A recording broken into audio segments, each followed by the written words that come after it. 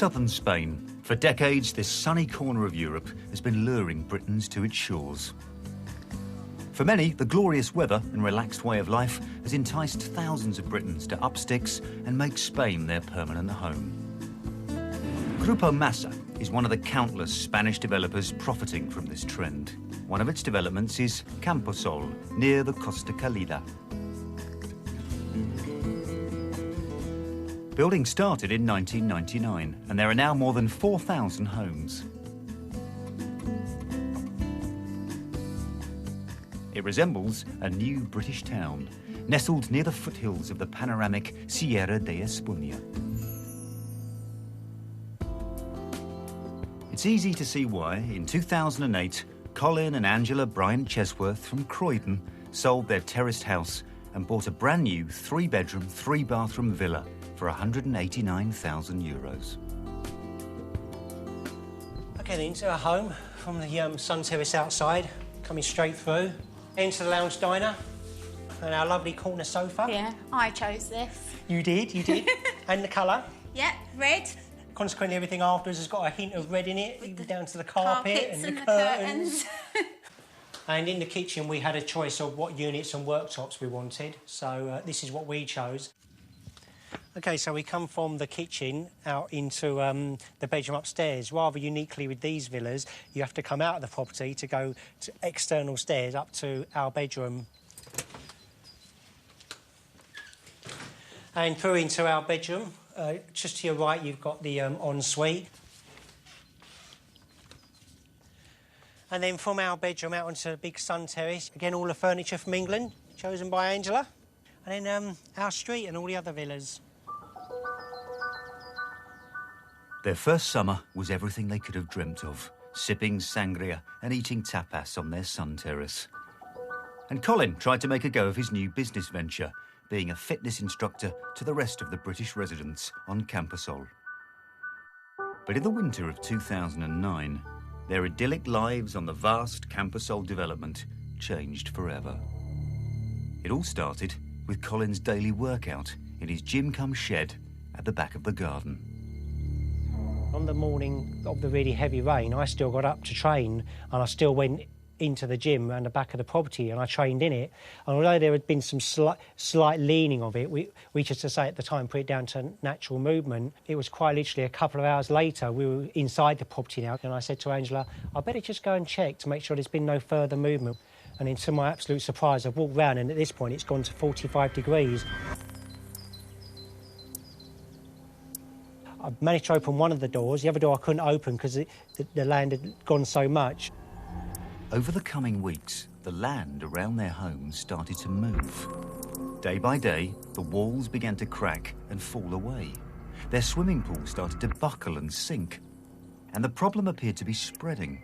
The paths outside their villa just fell away. The area resembled a disaster zone. Colin and Angela's dream life in the Spanish sun was crumbling away before their eyes. But this is not the first time there have been problems in Arsehole. In 2008, Homes from Hell's John Topp came to investigate extraordinary goings-on in another part of the vast Arsehole development. See how much is pulled away. What on earth is going on here?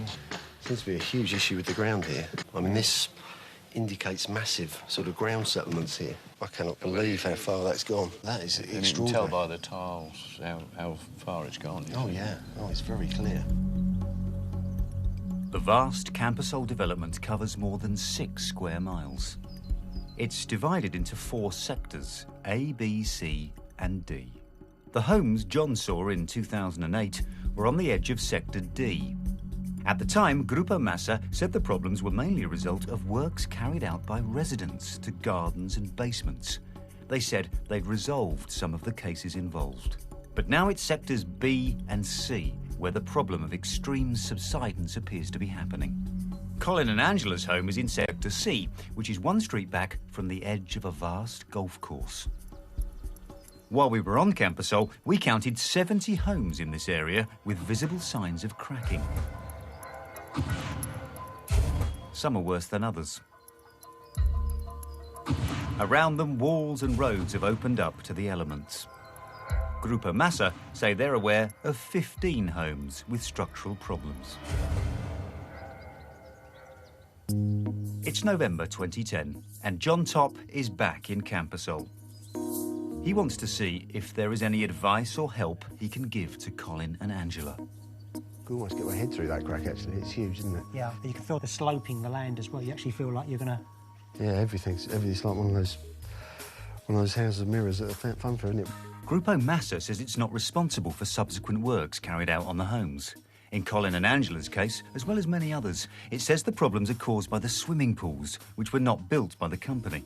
It claims they don't comply with the structure of the residences and have altered the land, causing damage to the houses. Down here, because this is dangerous. But the problems of subsidence go beyond their home. Down. Wow. This was all level, and what happened was it sloped completely down. So with a neighbour decided to hire a jackhammer and break this down, because what happened was there was a collection of water underneath. So it was in a vain attempt, break it up and try and dry it out a little bit. That here was the same height as that. Wow. OK. I mean, it's a bit overwhelming, to be honest, when you first see it, because I can't imagine how we could even begin to put this right at the moment. You can't get in and out of the property safely. You can't even walk outside your back door. It's clearly unacceptable. Well, I'm a young person. If someone was impaired, God knows how they do this. No, I just don't know. John wants to check whether, in his professional opinion, the house is safe to live in. And that means a close inspection of the foundations. What I've found down here is the original foundation system. I can actually see the tops of the foundation piles. You should never be able to see those. Once they're installed and once the building's constructed, you should never see the head of a pile again, but I can here.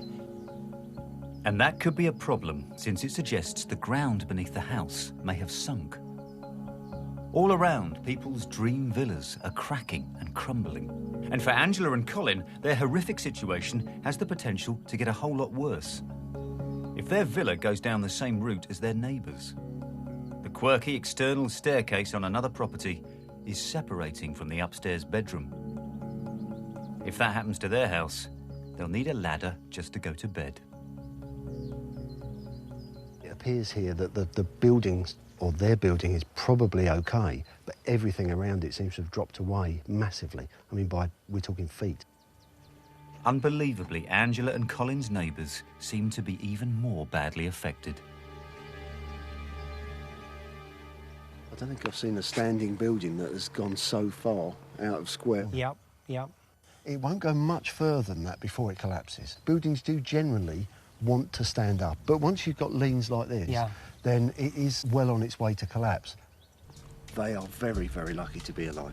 Very, very lucky indeed. 2 streets back from Colin and Angela, and the property which cost retired Roger Wilkins €100,000 appears to be moving. I've owned this property for approximately 5 years. Basically, I bought it as an investment for my son.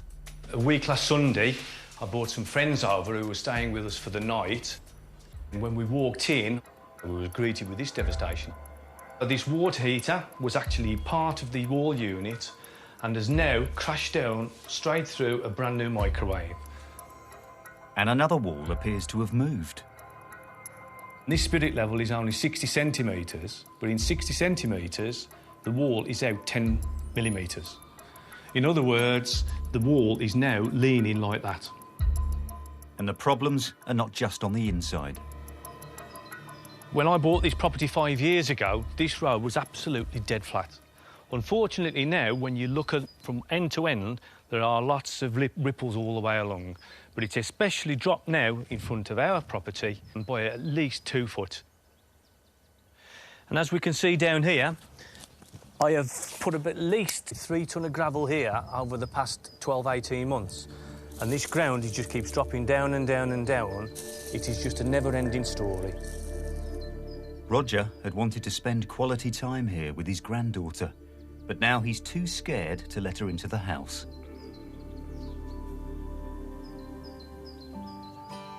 In the meantime, Colin and Angela are wondering whether the problems with their house will get any worse. John has the answer.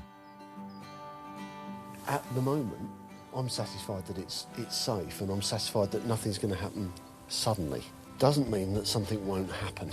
I mean, there's been a little bit of movement. Whether the building is going to stand up, that's one thing. Whether it's suitable for inhabitation is another. All of the external works, all of these walls, the patios, all the pathways, the stairs, the external walls, the roads, they're gone. You know, they've got no value. They've got to be swept away and started again. But of course, that's an essential part of our infrastructure. It's all in good having a safe house, but if you can't get to your house because the land around it is so dangerous... I don't know how you will go on living in conditions like this, frankly. I mean, you have to do something about this because you just can't use it. At night, some parts of the Arsehole development are affected by a different set of problems. Paul Byrne is 65 years old and has lived on Arsehole for 11 years. It is now about 6:15 in the evening. There'll be no light now till daylight comes back in the morning. It was all right 11 years ago, but gradually, as lights go out, they're not replaced, and now the roads are in complete darkness at night. Everyone's passing the blame for who should do the work. In 11 years, you would have thought it would have improved, but it's got worse. I say a lot of people are moving away. A lot of people are leaving.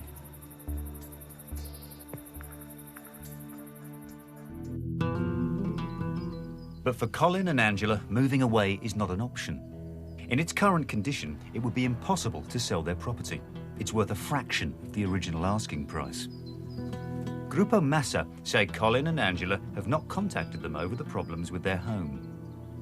Gruppo Massa's central office also say it's not aware of Roger's complaint and says he, along with most other residents, has a 10-year guarantee which covers any structural problems with the house.